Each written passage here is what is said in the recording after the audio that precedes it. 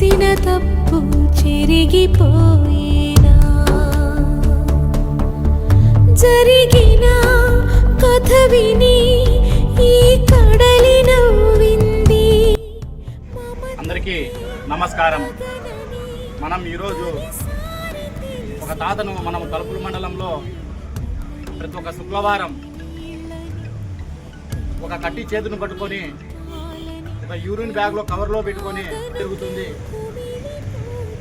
ఈ తాతకు పిల్లలు లేరు, భార్యాభర్త మాత్రమే ఉన్నారు.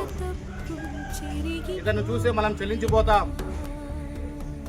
ఇతను శుక్రవారం రోజు అంగిళ్ళ దగ్గర కానీ లేకపోతే మనుషుల దగ్గర కానీ 2 రూపాయలు 5 రూపాయలు డబ్బులు ఇవ్వండి, నా ఆకలిగా ఉంది, నేను ఆకలితో బాధపడుతున్నాను అని అడగడం జరుగుతుంది.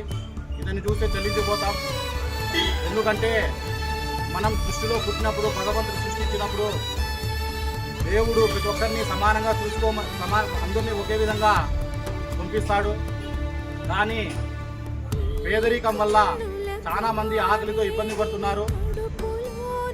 అందుకోసం మనం ఈ తాతను చూసి గ్రహించి ఆ తాతను బాధ తట్టుకోలేక అతను 5 రూపాయలు కానీ 2 రూపాయలు కానీ వేరే వాళ్ళ దగ్గర ఎందుకు అడుగుతున్నాడంటే ముఖ్య ఉద్దేశం ఆకలి కోసం. ఆ డబ్బులు అడుక్కోకుండా ఈ వారం ఈ నెలకు ఆ తాతకు అవసరమే, వాళ్ళ కుటుంబానికి అవసరమై నిత్యావసర సరుకులు కానీ కూరగాయలు కానీ ఇవ్వడం జరిగింది. ఎందుకంటే మానవత్వం అనేది చాలా గొప్పది.